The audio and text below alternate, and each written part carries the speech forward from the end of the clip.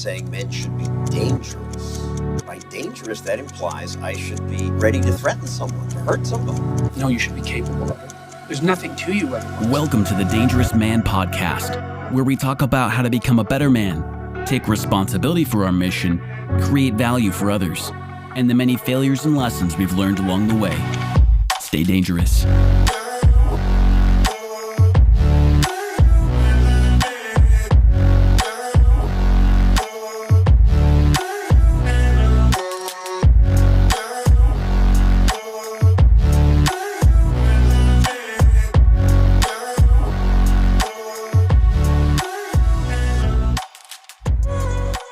Welcome to the Dangerous Man Podcast. This is your host, Adam Thooft, joined by a co-host, John Kostohris. What's up, John? Hey, how you doing, man? It's pretty good. There's some construction going on this morning, huh? Yeah. Please don't come through the mics. Please. Our I road have is audio being redone. tools, but I don't know if it's gonna work with a huge caterpillar coming down the street. Just beep. So anyways, you want to just demo that a couple seconds longer? Yeah, it's like beep, beep, beep, and we're just like hearing this being please no. If you hear that coming in the mic, just assume it's censorship. I'm probably dropping a bunch of F-bombs in a row, and there's just someone's just yelling F-bombs in the background. yeah. We had to bleep them all out because someone's having a real loud argument outside our house. It's like, we're okay with us dropping F-bombs, but not someone in the background. That's like, you're ruining the show. So that's what that is. If you hear it, just make a mental note. Pretty crazy. Anyway, yesterday I was playing a game with my family called Wingspan.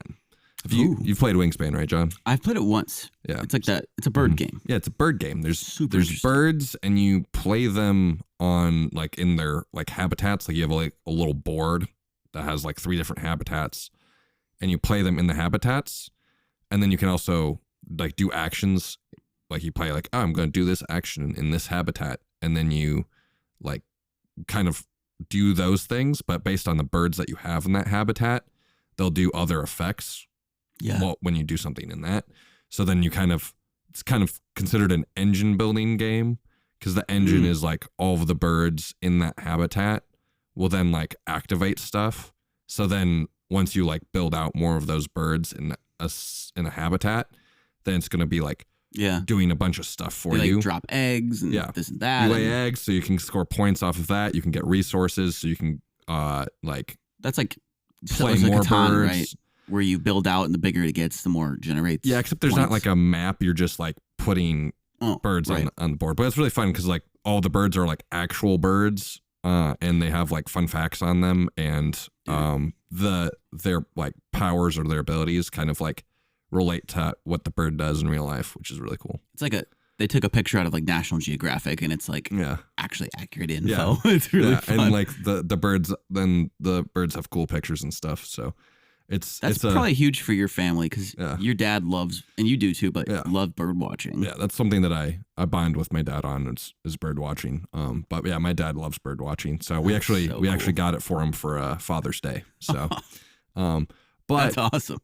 What I was thinking about was Wingspan, you had the engine building in it. That's what they call it when you're kind of building up a thing over time that gives you more of the thing.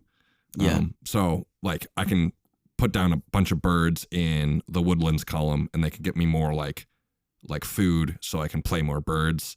But if I play more in that column, then I get more food and also activate all of those birds as well. So it makes it more efficient the more I put into it. So it's kind of I'm building this thing that gets better at the thing that it's supposed to do. And I was thinking wow, that's kind of like business or skill stacking in a way, where it's I learned some skills, and because of those skills that I have, I can now do this thing that makes me money. Or I have a business, and I have to build the first thing. I have to actually do the paperwork to make the business a thing. But then I have to, get a product, and I have to get marketing, and I have to figure out how I'm doing fulfillment on the product. Yeah. And like you gotta figure out all those different like Customer things. service section. And, Yeah, so it's like all of those different parts to be able to make sure that you can like kind of run this thing, and that's kind of it like relates to life in a lot of ways too. So I kind of came up with the question. Was was this yesterday you were getting into all this thought, or has this been over like? I think what's the timeline here? I guess it's like last couple of days. So since Father's Day, which was the 18th, a week ago. Yeah, so like a week ago. That's kind of what it's been brewing a little bit since then. Yeah. But I kind of came up with the question like, wait, if life is kind of like Wingspan in a way, and Wingspan is a game, like if life is like a game, then like what's the objective? Like how do you win? Like in Wingspan, you win by having more points than everyone else. But like in life, like how do you win? Like, if life is a game, how do you win? Yeah.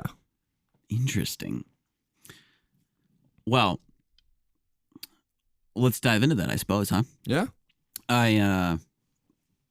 If we were just to define a couple things, right? Because we, if you were listening to our episode on kind of introducing a little bit of philosophy, then Adam and I got into, you got to start by defining your terms. Yeah. You can't discuss. You got to make sure you're talking about the same thing. Exactly.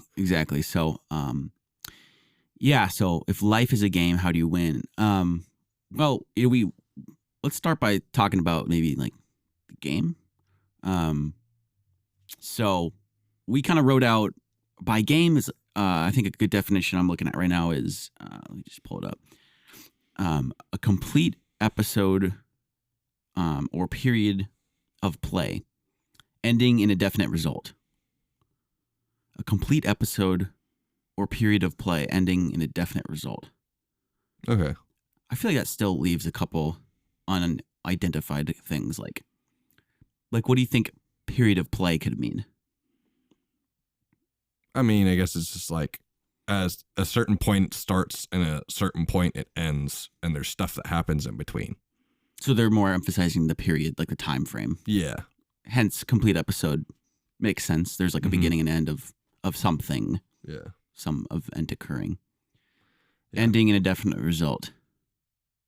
Huh. Mm-hmm. So if we're going to say that life is a game, then by this definition, it has to, if we're philosophizing on these definitions, then it, by definition, it has to end with, if it ends in some result, then life is a game. Yeah. Pretty much. If that's, that logic checks out. If it has an end and there's a definite result, then it's a game. Then it's a game. Yeah. Interesting. And I guess the complete episode would be. You could say there has to be play involved as well, but then you can go into what do you mean by play.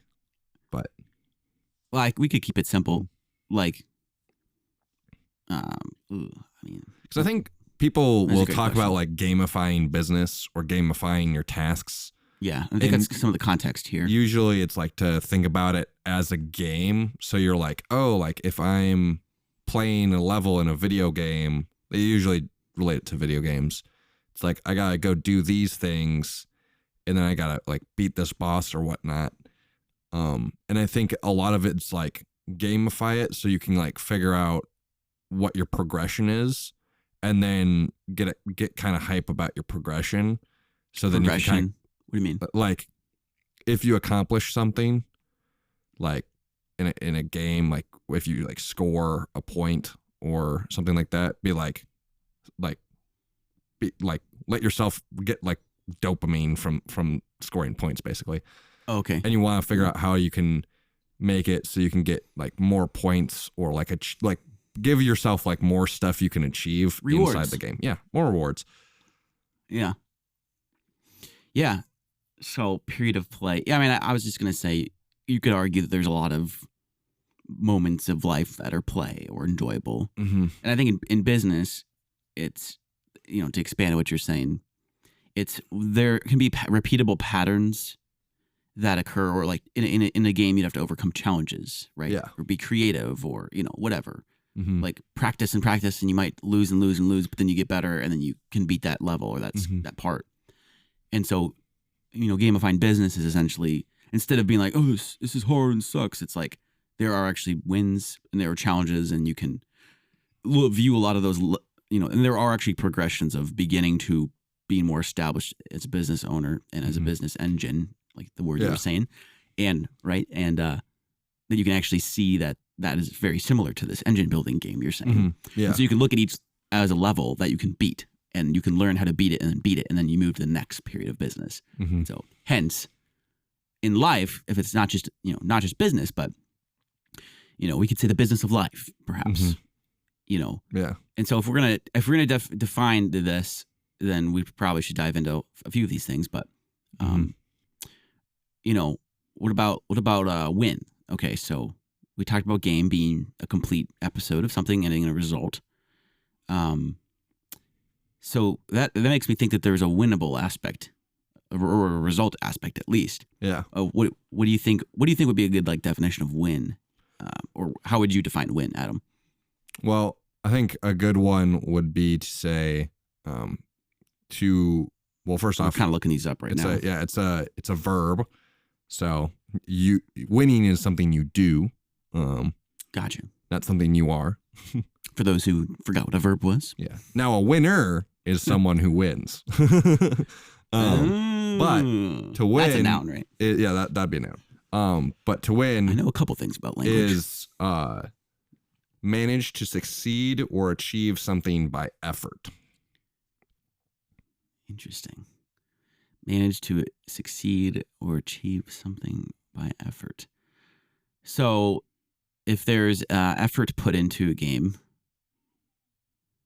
Okay, so you play the game. Okay, so say you play the game of life. Yes. And there's a lot of effort put in, and then you succeed or achieve something. Yeah. Hence you've won. Yeah. I think that kind of double confirms with the game. They're similar. So there's some kind of end result, essentially, is what I'm. There's an end result that you have that you result. Achieve or succeed at through your efforts. But then I guess when you're going back to the original question, if life is a game, how do you win? As in what is the end goal? Like in Wingspan, the end goal is to score more points than everyone else. How do you win at life? Yeah. I think it's interesting too, because to your question here, the game says ending in a definite result. Well, the definite result could be a loss. Yeah. But the win definition is nice because it says it's a succeed or achieve the definite result. Yes. So it is actually a positive outcome there. But okay, so life. You want to ask your question again? Yeah. So if life is a game, how do you win? What do you think? I think you have to think about. I think about end results a lot, mostly because in game it has ending in a definite result, right? And then winning is you manage to succeed or achieve something. So it means you're getting I'd almost think of the best or you're achieving or succeeding by some effort in the end result. So break that down. I think you have to, I guess I relate it to Wingspan, where you're okay, the end result is if I win, but also it has the thing of, if you don't manage to succeed or achieve something by effort, then you lost. So if you can win at life, you can also lose at life. Right. So we're talking about what are the ways you could win or lose in life. So the thing is, in Wingspan, how you don't win or how you lose, sort of, because you could be I had the second most points. I didn't actually lose. I was second. So there's some competition aspect. Yeah, it's the competition aspect, but it's you don't get the most points. So it's kind of what is the end goal of what result of life is a win? Is the win okay, you won? Yeah. Huh. Well, this is interesting because I think you could have a variety of answers. Mm-hmm. If we go back in time to tribal days, and this is part of my thought of how do you win, but we'll come back to that. But I will say in the tribal days, there was an element of survival. Yeah. And so you would see, and this will get into the how, but I'll go into it anyway. So right, if life is a game, how do you win? Okay, well, back in the day, you'd have nowadays we have technology, right? We have so much more. We live in an information age where you can get things on your phone, books, whatever. You can walk into a library. Literally all the information. You can walk into a library. That was novel back in the day. Yeah. Now it's on your phone, or even an AI can tell you if you ask it. But back in the day, you didn't necessarily have that amount of access to knowledge or intelligence to a single human. Yeah. And so what you'd have is, and you see this today, but it was more extreme back in the day. Okay, so if it was all about survival, then, you had to tribe together because certain people had certain skills or abilities, and you could kind of balance everybody out and keep like women and children back. Not saying that women or children don't have skills or abilities, but I'm saying that some of the more vulnerable people, they would be fine surviving because they had a tribe around them to support. And you would find if one person... I think most people can agree that children are more vulnerable than adults. Yeah, that's kind of why I said it, but good clarification. If you had one guy that was just so much better and more intelligent and could do everything by himself, the likelihood of him going off and being his own dude back in the tribal days was pretty unlikely because... what if he got injured, or what if he, got sick? He's screwed. He doesn't have people he doesn't have other people to pick up the slack. But also, you'd find people that were maybe more capable. They actually have an instinct to want to grab and help other people along. This serving aspect. I want to help and provide, especially if there's some family value to it. It's like, okay, I care about these people. I'm invested in these people. Okay, so these are some dynamics you saw back in those kind of days, and you could relate to them. Well, if you go really far back to like caveman days, I think part of winning at life was just reproducing. Like, well, we reproduced. How many times can you get laid? Oh man, no, I don't. Well, it's actually. I wanted to conclude my thought with tribal, but so I think back in those times, I think winning was just maybe satisfying life, but I would argue it was survival, and how you won was tribing together. Yeah. To have strengths as your own little mini community. Yeah. Yeah. Surviving.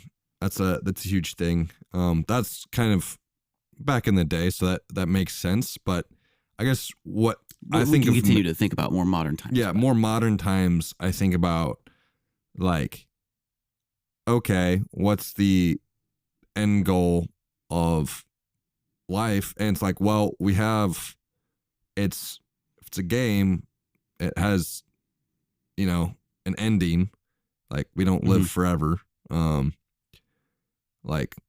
People are trying to increase their lifespan or whatnot, but we haven't even been able to like 2x our lifespan yet. So no, I don't think anyone's lived to like 140. So right. That's like, okay, we haven't really made a whole lot of progress there. So we're all going to die. That's what we're trying to get to. Yeah, basically what we're saying is we're all going to die. But when you die, you should, like, if it has a definite result, then if someone dies, you should be able to say if they won at life or not. Yeah. Generally. Right, like dying or living isn't the end goal. So I guess the whole survival thing maybe was, you could debunk that based on, it was like you die and then that's when you can look back and you can make a judgment on did they win the game or not. Yeah. It wasn't that the fact that they died, they lost. Yeah. Like that's not what we're talking. We're not talking about game as in like how long you live. Although, I mean, I guess we could define this a lot of ways, but at any rate, I was going to say, like, I think a lot of people's perspective on if you're going to give a value to life, to how your life was, then, and did you win or not? I think that is largely impacted by culture, and I would say religion. Yeah. Because, for instance, in religions in the East, and I'm not an expert on this by any means, but like Buddhist or some of those different types of, I think Hindus, Hindu, that's what I was looking for. Almost some of it's like I want to almost like meditate myself into unexistence, or like oneness with the universe or something. Right. I'm not an expert on Hinduism and Buddhism, but and then some of it was even like regenerate as it reincarnate into some other part of the universe later. Yeah. Like I don't know, don't don't send me nasty emails saying I don't know anything about this, but my understanding it was like anything from grass to a dog to like part of a mountain or something, And if you're really holy, you can become a cow. Really? I didn't know that. So something like that. Yeah, I think apparently cows are like above humans somehow. You should rethink when every time you have milk or cheese, you should go, is this no. Is this Charlie? No. But it's kind of weird because it's almost like Hindus or like if you're thinking about reincarnation, it's like, when does it end then? Did they really win then? Yeah. Or maybe it's like, hey, did you win this life? Okay, but you can just go again. So right. Yeah, I mean my thinking is more impacted by Western culture in America, but also more of a Christian kind of society. Yeah. And so a lot of that had to do with there's certain types of moral I guess rules, guidelines, codes, commandments. Yeah. And not that alone it's not super like I grade you on a piece of paper based on how you did, but there's an aspect of like, did I live my life morally, and did I worship God? Did I care for my brother? Did I go and serve and love and give myself to help provide value to other people? And there's almost a measure of that aspect of how much I really lived for other people and was outward.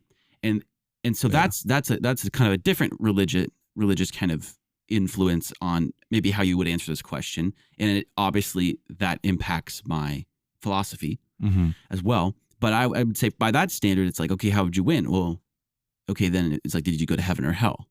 Yeah. It's like, what is the afterlife? What happens in the afterlife? What's the judgment on how did I live my life in the game per se? And did that... And if you go to heaven, then like, hey, they won. And if you go to hell, then, well, you lost. Exactly. Right. So, but there is some definite result or end to that. Yeah. That I think, it comes down to more of a moral, ethical level of living, which I think is very compelling and interesting. I guess what else do we have in mind for this? I think it's kind of like, you can talk about the afterlife of being like, okay, that is one of the things, but there's also people who are like hedonistic, where they just are like looking after like just trying to have pleasure in life. And a lot of those people aren't necessarily like religious or like think about heaven and hell. Right. So kind of they think that the goal of life would be to just have as much fun and pleasure as possible. Over the time that you have. And so that winning would happen while they're alive as opposed to post death. Yeah. Or like, hey, you had fun and you had pleasure most of your life, so good job. Okay, now whatever happens. But at the same time, it's like, oh, well, when you die, we don't really know what happens. So they're basically just saying like, oh, well, maybe I'll get to the end result and I had a lot of fun, like, along the way, playing birds on my board and taking actions and stuff. And that was fun, but I don't necessarily know what I was going towards. So I guess we'll find out what happens. Huh. So it's almost like I don't know. Also, granted, I don't... Sounds more like a Powerball kind of game than, where you cast your your token and like, oh, we'll see what happens. It's like, yeah, it's not really like you won the Powerball. You're not taking winning into your own hands, I feel like, most of the time there. Yeah. But I mean, by that standard though, it would almost be like, we almost define winning as there's a point of end. The game ends. Yeah. And there's a definite result. And we were saying the winning was achieving that definite result. But what if there's winning involved? Is it like a definite win or loss, or is there like wins throughout life before you die? Is that how we would undefine this? Or are we thinking more like at your funeral, we read back your eulogy and it's going to be pretty obvious? Is it more that kind of a win or? I mean, you could break it down into multiple ways. Like you could almost break down like life into being like a sports season, and then you have like multiple wins along the way. But like how many Super Bowls did you win? And Yeah, how many years?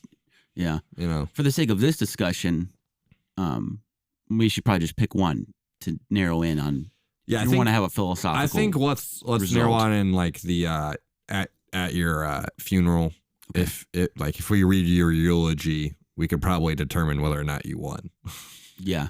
It's like, oh well, he just cared about having pleasure the entire time and didn't really care about anybody except himself. And he was kind of a dick. yeah, just kind of just was mean to people, and now he's dead. So, but don't worry, no one's gonna say that at your funeral. They're gonna say, we were just so glad that we had him in our lives.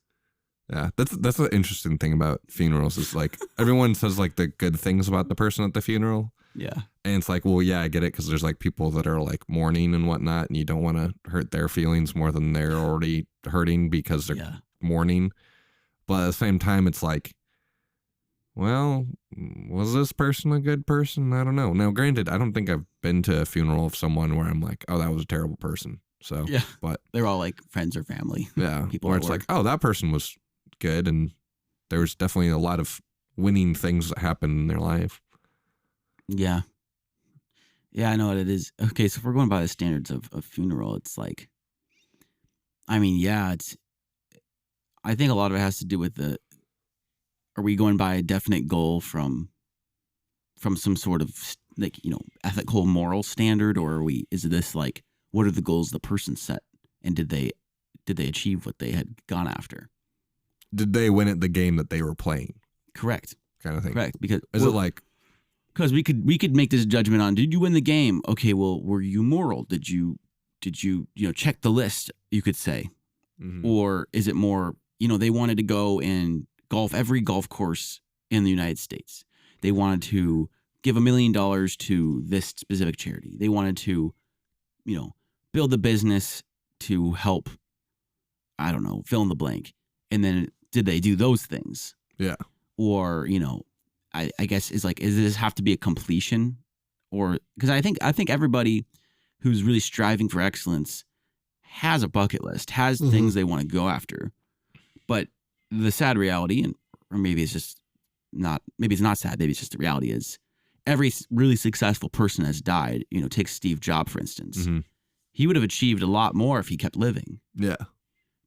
And I'm sure every person that's died has a list of more things they wanted to go and do for the world or for others. Yeah, because so it's like you can't really say a complete completion of their list because that's evergreen.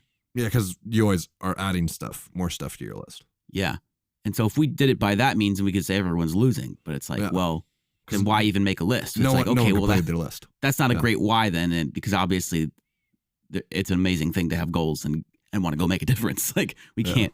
So I think it has more to do with like some, I guess, what's the standard of win that we're trying to measure here of a game. And, I actually want to kind of go back to, it's interesting that so much of philosophy is just asking questions because you can't get anywhere unless you have answers to these questions. So, we got to almost shoot holes in it before we can. But I do want to say, I feel like your initial like pulse with this question, Adam, maybe was along the lines of, okay, you're playing Wingspan. You're thinking about, wow, this is kind of like skill stacking or business. And they say business is a game. So like, but now you're saying, okay, if life is a game, how do you win? Mm-hmm. And so it's like, it's interesting because it's a very broad question. Incredibly broad. Which is cool because we can just have some cool insights and maybe not come to a definite conclusion. But at least right now, this might take a few sessions per se. And that's kind of how philosophy goes. But I guess like, what did you have in mind for this question? Like maybe let's get into a bit of like, I don't know how definite we want to get with a definition of this answer. I mean, it's more of like I guess, how do we want to be living? Yeah. How can I look at my life as a game? How can that help me? Maybe those kind of questions are more productive for us. It's like kind of like, what is your win condition? Like, is like, okay, if I do this, then it sets me up to win. That's kind of like the thing that I figured out about it. Cause like in Wingspan, it's like, you really gotta, if you're wanting to win, you gotta figure out, okay, these couple of birds that I start out with, this is how they like work together to create this kind of engine, and I can build from there. So that's kind of my win condition of I have to build out of this, and then just and then it multiplies into it multiplies, and then I just make sure I don't mess up as I'm doing that. And make good decisions in that. But that like it scales, like is the word I'm trying to say. Yeah, it like scales up. Build it right, and then when you get it, it scales. So it's really, I think the kind of the productive nature of this conversation would be to be able to, once you figure out how do you win, then you can figure out your win condition, and then you can like, kind of focus on doing that. Now, obviously, I went down the that's awesome. I went down the like rabbit hole of thinking about like afterlife and whatnot, where it's like, okay, well, if I go to heaven or hell, because like, I mean, obviously, if I die and I cease to exist, I don't care what people think about me at my funeral. Yeah, I don't exist anymore, so I won't even know.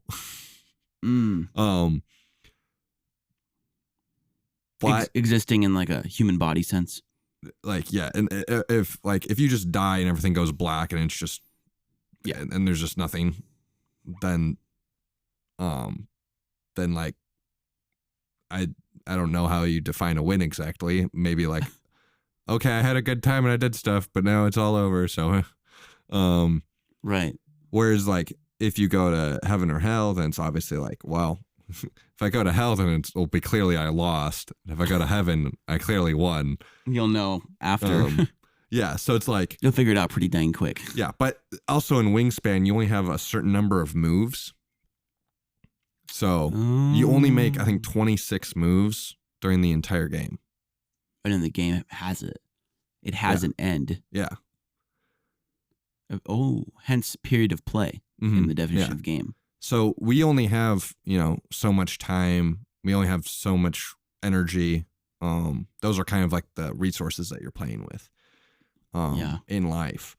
Time and it's like, energy. Okay, where are you putting that based on how you think you're going to win? Because you could be like, okay, I'm going to put everything into trying to get to heaven, but like box or habitat, I guess, because there's a couple of different habitats and strategy. And I'm going that strategy. Game strategy. And you're putting all of your moves into that. And then if you succeed and you go to heaven, great. But if, somehow Christianity is wrong, which I don't think it is at all.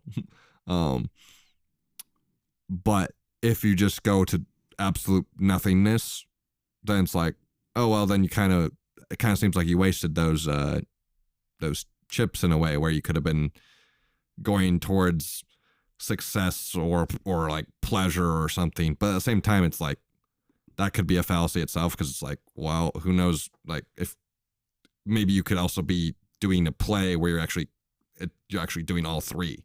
But at some point, you're going to have to. That's not going to be every play, though. You might be able to have some plays where you can go after, oh, this is enjoyable. This is helping me like success or like make money or however you like define like earthly, worldly success. Yeah. And also like helps my afterlife chances. That some plays could do that, but also you might have a play where it's like, oh, I either choose being like some kind of pleasure, something that's leads me to like having more money or something like that, or something that like brings me closer to God. And those two things are separate, and you can't really do all three of those at the same time. So you have to like. Or I was going to say along the pleasure line, some of those actions might not be fun. Yeah. Like building business at times. So yeah, I get what you're saying though.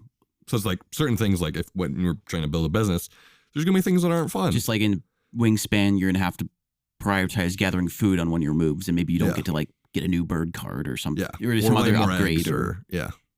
Yeah.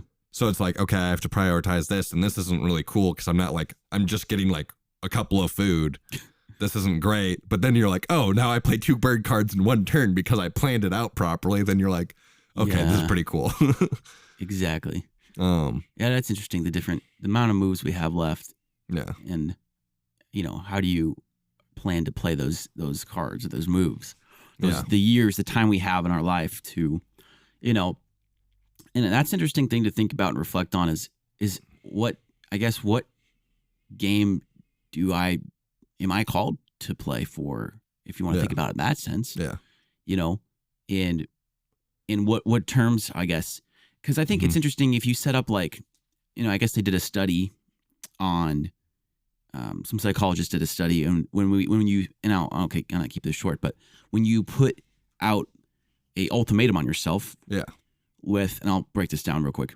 If you put an ultimatum on yourself, the Bourne ultimatum, exactly, exactly, movie references. Then it's like, hey, I need to do this. I need to be successful at, let's pick an example. I don't know, I guess painting your house blue. It's like, I need to paint my house blue. And oftentimes what we do is with these certain goals in life, we almost create an ultimatum of like, I make a contract of, I will be happy when this is done. And so then I'm not happy until it's done. Yeah. And that drives me to want to get it done so that I'm happy. Yeah. And I think it's kind of an interesting concept where we can set up goals and then basically be like, nope, I'm dissatisfied until it's done.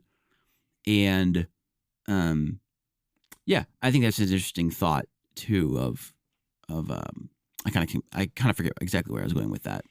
But yeah, it's almost like if you're trying to do like goals of like success, granted success is like, you have to define that more. But I generally think about it as like making a bunch of money or getting stuff done, being productive.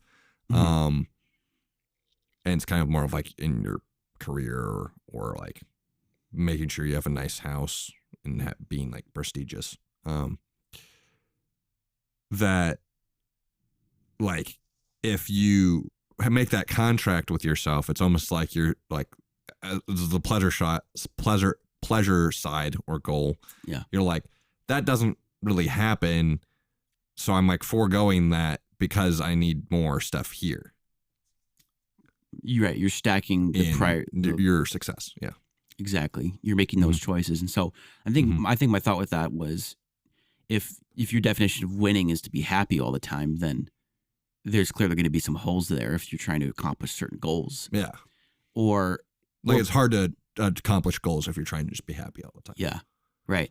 Or perhaps you'll just notice there's times you have to grind. Yeah. And work hard. And maybe you'll get to take little breaks and see friends or do something fun, right? Yeah. Like laugh, make, be, Adam and I do this a lot, but we'll just try to be goofy and stuff. And it's like, obviously I think you can realize that life is good. You can go for a run or for a walk and have a moment of goodness, right? But I think it is how serious are you about your goals? And sometimes I think when we take away our satisfaction until it's complete, it does put something on the line to drive us. But anyways, the bigger thought bubble there is, how are you kind of framing your idea of success or of completion or winning? Yeah. And so, because if you you and I, Adam, never sat down and thought about, okay, what are the parameters of this game? And okay, like sometimes you don't see certain things coming, like, wow, like I don't feel like I'm in a good mood. It's like, and then you see somebody who's built a $10 million, $100 million business, and you're like, some days you're not going to feel good. You just have to do what you have to do. And it's like, and then you hear that and you're like, what? You mean I can't always be like super happy and like go lucky? It's like, I don't know. What I'm saying is like, you might have an unrealistic, by you, I mean, any listener and myself, but sometimes we'll have unrealistic expectations and life doesn't always kind of work that way. And so there can be a little bit of learning experiences, shall I say. Yeah. And like, I guess it's kind of like sometimes in Wingspan, you have to make an action where you just get like one resource and it's not necessarily even the best resource that you want. It's just kind of like what was available. And it's like, this is kind of getting me towards my goals, but it feels like I should be able to do something a little bit better.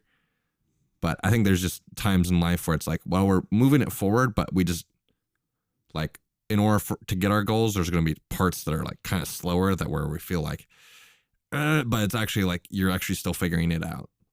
Yeah. And I think that's the thing is, and I think part of, creating the engine of success and the engine of of winning at life is also, part of that's even figuring out what your goal is. Yeah. And knowing like, oh, this is how I'm going to do it. And you have to like kind of take time to figure that out. So I think there's kind of a fallacy where a lot of people think that people have it like figured out, or they figured their life out, or like kind of what their end goal is. And I think most people are like actually kind of figuring it out as they go. Yeah. But if we were to really think about it and contemplate it out more, and so we have a better idea, I think we would be able to take more action towards what we actually want out of life. Yeah. And I do want to add a quick example story to what you're saying, Adam, because I think it's really profound. And one of my favorite YouTubers, one of my favorite content creators of all time, his name is Peter McKinnon. And he's been me and one of my best friends, he's been like the most influential photographer, videographer, cinematographer, just like YouTuber, like amazing camera B-rolls, just like beautiful edits. Like it's just so good. Like his colors, how he edits his colors in his photos and his video is just like, it's so cool looking. And I remember him getting on an episode and he's literally like saying, a lot of people will say like, oh, you have it made, or like, man, like it must be nice or something like that. And he's literally saying in a video, like, he's kind of like a documentary he's doing, but he's like, to be honest, it's like, I don't feel that way. It's like, I feel like I'm just a dude with a camera who every week sits down and struggles to think, man, what should I create this week? Or what are people going to like? Every time. And he's like, and every time I release it, I'm like, man, I don't even know if this is good. And so if a guy like him is thinking that, you got to start to realize that this must just be a human experience. Yeah. He might have more repetitions. He might have more experiences or skills, but he's also looking at other people on his level, comparing himself and realizing that he feels like insecure or inadequate compared to some other people. And it's fascinating to me because, and here's another example that goes along with that. Peter McKinnon, he said, he's done it 2 or 3 times. He sat down in front of the camera and made the episode title like "The Show is Changing" or something like that. Mm-hmm. And he sit down and you go, you know what? I've been thinking, and he did this recently. Like the show's kind of changed a little bit. I'm gonna kind of change how I do this. Like I want to start doing more posts where I'm able to just talk and share my thoughts. Or like he's like, or this. You like, I'm not gonna try to make it be as cinematic. I'm gonna go for this. And like he's just like evolving and changing. And I think what's interesting about this is he's given himself the permission to tweak things. Yeah. As he realizes that he wants to, like what you're saying, like, I think it's not like I have this definite goal figured out and then I just am doing it perfectly. Like he's realizing how he wants that to shift, and he's making those shifts. Even though he's already got a lot of followers, he's got a good thing going. Yeah. He's still figuring out how he'd want to tweak it and make it better or change it and go in a different direction. And I think it gives us the permission to realize that if we are feeling inadequate now, yet we show our work to somebody, and you'll have friends that go, whoa, that's so cool. How do you do that? Like to me, some of my music stuff, I just think is so normal or not spectacular. And I have had so many people that have told me, wow, that is amazing. And I'm like, there's really? Like, you know what I mean? Like, and I think everyone's going to feel that way. Like we get so in our own head, like, because we're like, it needs to be better. It needs to be better. It needs to be better. That we're like, we've made it already really, really good. It's just, we're stuck in the mindset of like, it has to be the best, and what the best is, I don't even know. But yeah, and I wouldn't even say that's stuck. There's a good aspect of that to keep like there's growing. growth in that. Yeah, but I think the underlying point though is that if you feel that it's inadequate, or that it's still like you feel like you're still struggling to like Peter said, I'm still sitting down beating my head against the wall. What am I going to do? Like that's gonna, is this actually good? You can almost just like, if you're asking those questions, you can kind of take a breath and be like, I'm probably okay. Like everybody experiences this. Let me keep moving forward. Let me keep putting content. Like it might be hard. I might be struggling. They probably don't think I am, but I am. I connect with them. Like I think we connect with each other on a human level so much more. Yeah. Like when I worked at the Omni Hotel doing valet, I met a bunch of different athletes, famous people, golfers, and I would have normal conversation, like Hall of Famers, athletes. I'd have normal conversations with these people in the elevator, grabbing their luggage, commenting on their car, and I just realized how unintimidating they are when you just are a human to them. Yeah. And not like, oh my gosh, you know what I mean? And it's just like, we're a normal dude. And and I think that's super interesting to realize. And it gives us permission that we're not worse than those people, that we can make the same choices to take the next step. And that every step will feel really wobbly and odd, but that's how everyone has felt. Yeah. And so it's okay. You can keep going. And I think that's the freeing part of what you're saying is you might not actually have the whole game figured out. You might not actually know every goal or objective, but every step you can kind of figure that out and make tweaks along the way, even once you've figured out some of the initial steps. Yeah. So that's a crazy thought. Well, guys, I guess you can think about, I guess it makes me just think about like, what if we like actually were to like look at our lives more as a game and like figure out what our win condition is, but also be like patient with ourselves in that and be like, okay, like part of me figuring this out is doing the win condition. Like figuring out how you win is part of winning. So whether or not like someone's frustrated with it, to be able to like figure out, okay, how do I win? Or what does winning look like for me? And imagine if a lot of guys, like I'm starting to think like if we had more of the guys around us, John, that we're kind of thinking this way, and what if like our families were like more thinking this way? And we could kind of talk to each other about it, like openly, and be like, oh, like how do I win? What is my win condition? What are we like, to have more of this conversation with other people, so then we can like grow after our goals and figure out what that is, and just look at how we grow as people. Share the show if you want to help other men embrace danger and become truly great. You've been listening to The Dangerous Man. Join us next time. Until then, claim your greatness and stay dangerous.